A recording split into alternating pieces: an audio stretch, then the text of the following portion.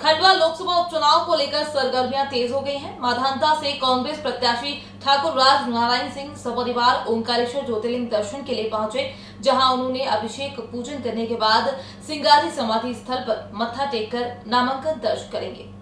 ठाकुर राज नारायण सिंह ने कहा कि कांग्रेस पार्टी एकजुट है। प्रत्येक कार्यकर्ता मैदान में उतरकर जनता से कांग्रेस पार्टी को विजय दिलाने की अपील करेंगे और वहीं मौजूदा सरकार की विफलता, बढ़ती हुई महंगाई व सरकार की करनी और कथनी में अंतर बताकर सरकार की विफलताओं को वोटर के सामने लाएंगे। समाजसेवी युवा कांग्रेसी नेता ठाकुर महिपाल सिंह ने भाजपा सरकार पर आरोप लगाते हुए कहा कि भाजपा केवल जातिवाद की राजनीति करती है। रेड लाइन न्यूज के लिए ओंकारेश्वर से मोहित साहू की रिपोर्ट। इस वक्त कोई चुनौती नहीं है, क्योंकि ये चुनाव कांग्रेस का प्रत्येक सिपाही लड़ रहा है और सरकार की विफलता और जो लोगों को तकलीफ हो रही है तो मतदाता चुनाव लड़ेगा। ये तो मतदाता का चुनाव हो गया, सरकार और मतदाता के बीच का चुनाव है। ये उनका लुकआउट है, वो क्या करेंगे हमको उनके मामले में कोई बात नहीं करना, ना कोई टिप्पणी करना। कमलनाथ जी के निर्देश के अनुसार मैं यहाँ आया था उपचुनाव में और हमने पूरे जोर शोर के साथ चुनाव लड़े।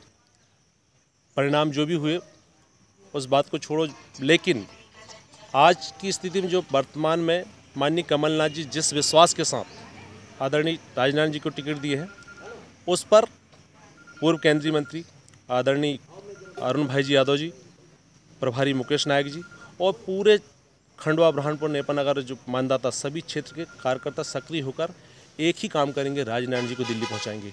यही संदेश के साथ मैं कमलनाथ जी के क्षेत्र से यहाँ पर आया हूँ और चूँकि मेरा यहाँ पर खंडवा क्षेत्र में हमारे विमुख जनजाति की वोट है, स्पेशली मेरे को विमुख जनजाति की 2,40,000 वोट जो है 3 लाख वो उनके लिए मुझे यहाँ टारगेट रखा गया है। लोकतंत्र है और हमारे लोकतंत्र की ये खूबसूरती है कि जातिवाद यहाँ पर कहीं से कहीं तक आपको देखने नहीं मिलेगा।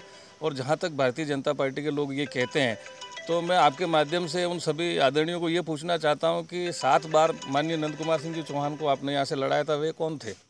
कुशाभाऊ ठाकरे कौन थे जो कि यहाँ का प्रतिनिधित्व कर चुके हैं? और जब 2003 में भारतीय जनता पार्टी ने उमा जी को आगे करके चुनाव लड़ा था, तो उमा भारती जी कौन थी? उनको हटा दिया। उसके बाद बाबूलाल जी गौर को बनाया, तो बाबूलाल जी गौर कौन थे? तो ये सब भ्रम फैलाने का काम भारतीय जनता पार्टी का है। खंडवा लोकसभा के इस उपचुनाव में सभी लोग एक साथ, एक मत, एकजुट है।